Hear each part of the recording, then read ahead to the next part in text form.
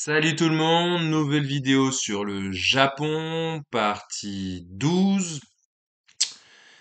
Comme d'hab, tu t'abonnes ici, tu likes, tu partages, merci de ton soutien. Là, je vais te parler d'un truc sympa, les sumo, alias les sumo tori, les sumo.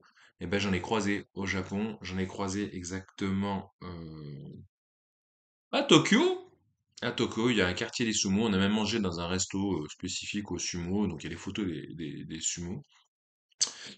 Ça existe depuis hyper longtemps. Ça existe depuis l'ère Kojiki. Je ne saurais pas te dire laquelle c'est. Je crois que c'est l'an 700 après JC, pas Jean-Claude, Jésus-Christ. Et ben les sumo, quand je les ai vus, ils se baladent, c'est des stars, hein, c'est des vrais stars, hein. Tout le monde veut, tout le monde les prend en photo. Ils ont des super kimonos. Et ce qui m'a surpris en fait chez les sumo, c'est qu'en fait ils sont pas si gros que ça en fait. Moi j'imaginais le gros patapouf quoi. Et en fait pas du tout, mais alors pas du tout.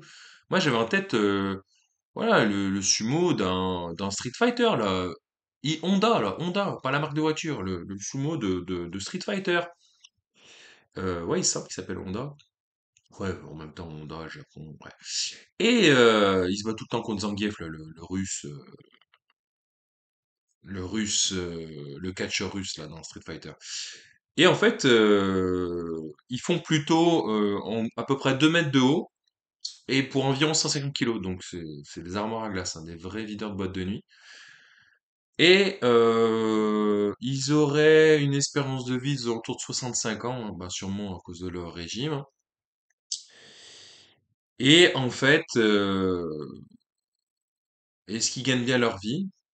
C'est une bonne question. Tous les gamins, à un moment donné, ils essaient de devenir sumo. C'est comme nous, on essaie de devenir footballeur professionnel, on se prend pour CR7 sur le terrain de foot ou pour Zidane. Et ben là, eux, ils se prennent pour les sumo.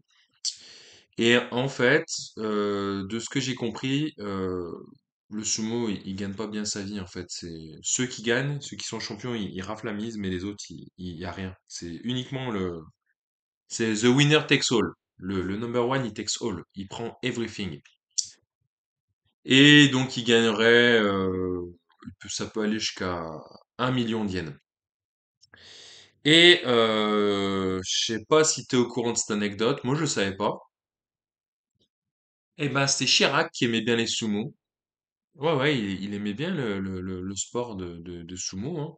Je sais pas, tu vois ce que c'est les sumo? Donc, ouais, ils sont costauds et tout, ok, ils mangent beaucoup. Et en fait, c'est de la lutte, hein, c'est de la lutte japonaise, hein, c'est de la lutte, ils sont autour d'un cercle, ils sont dans un cercle, pardon, et le but c'est de faire sortir le mec du cercle, hein, donc c'est ça la lutte, hein. Donc il n'y a pas de coup de poing, pas de coup de pied, c'est à la prise, hein. J'en ai pas vu, j'ai pas vu de combat, j'ai vu les photos, j'ai vu une arène, j'ai croisé les sumo, j'ai fait même un selfie avec eux. Si t'es ça, je te montrerai peut-être. Et puis, ouais, et ben Chirac, il aimait bien le sumo, et pour preuve, il a appelé un de ses chiens Sumo. Je crois que c'était le bichon maltais, là. Il y avait un bichon maltais qui s'appelait Sumo. Donc voilà pour la petite anecdote des sumo. Que te dire d'autre de plus? Eh bien, je vais te parler des samouraïs. Je parie que t'en mets en envie.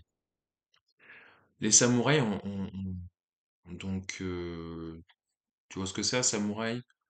C'est un guerrier japonais avec un sabre, plus précisément un katana, je vais y venir. Et puis ils ont une armure, voilà, un peu comme Tom Cruise dans le The Last Samurai, je crois que c'est ça, le dernier samouraï.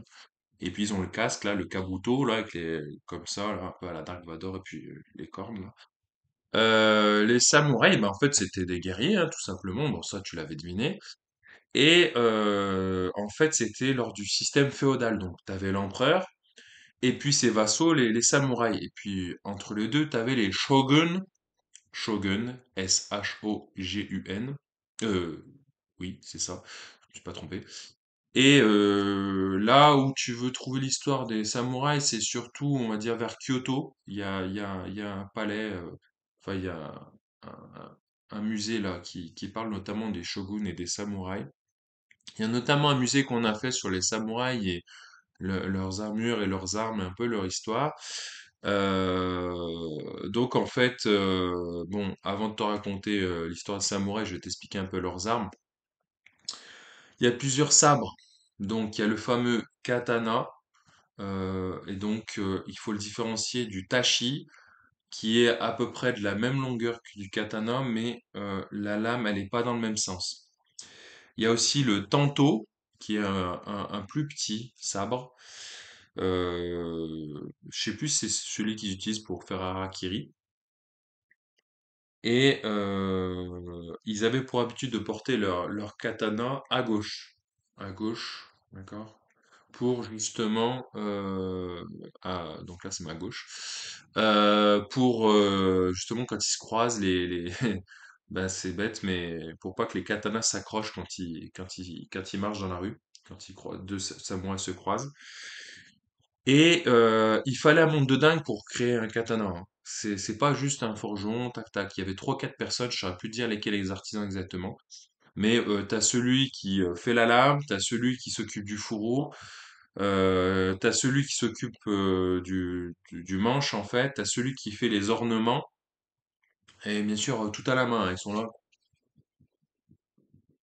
Voilà, je les ai vus en action parce qu'ils ont reproduit un peu le métier, donc ils fabriquent plus vraiment, mais bon voilà, je pense que c'est pour histoire de reconstituer la scène et montrer aux touristes comment ça fonctionnait à l'époque. Et c'était le matériau, c'est une grosse brique là, un gros minerai, je saurais plus te dire lequel, de peut-être du fer.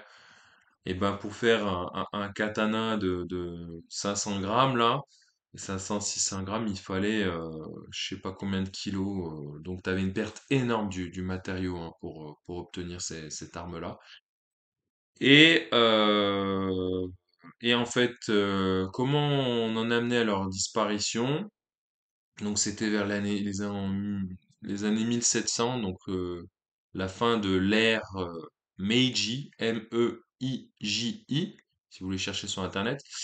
Et en fait, c'était parce que bah, il y avait des guerres avec les épées, tout ça, entre différents clans. Et puis finalement, il y a eu une période de paix, et notamment la victoire d'un des deux clans. Je ne saurais plus te dire lesquels les noms. Il y avait deux clans rivaux là. C'est souvent comme ça dans les mangas, hein, d'ailleurs. Si vous prenez Naruto, c'est le clan de Sasuke et qui a toujours été rival du clan de Naruto, hein. Donc c'est un peu, ça rapporte un peu cette histoire-là, hein. Et donc vers ces années 1700-1800, fin de la guerre vraiment, et du coup plus vraiment d'utilité à avoir des samouraïs, des vrais guerriers.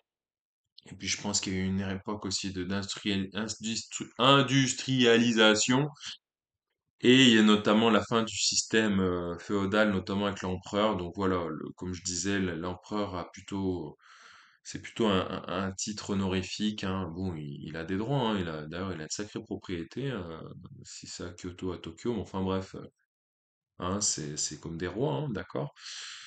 Sauf qu'ils n'ont pas énormément de pouvoir politique, il me semble, actuellement.